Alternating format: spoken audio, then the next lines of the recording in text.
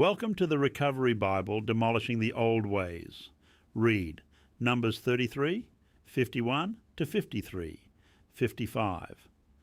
Steps 4, 5, 6, 7 prayer. Help me, Lord, to clean house in my soul and drive out everything that gets in the way of my recovery.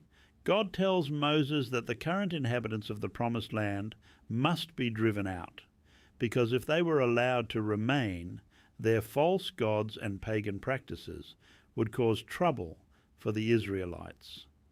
The land had been promised to the children of Israel, but they still had to move in, clear out its unhealthy influences, and take possession of it.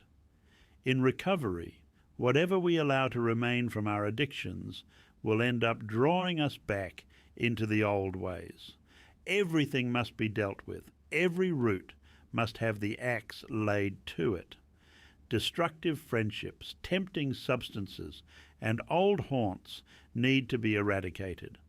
The high places in our lives are those old habit structures that have dominated and controlled our minds.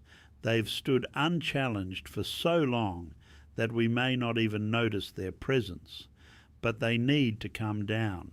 It's amazing how many times God's instructions to Moses for the Israelites correspond with steps we must take in our recovery. And if we can rely on God like Moses did, we too will enter the promised land of health and wholeness.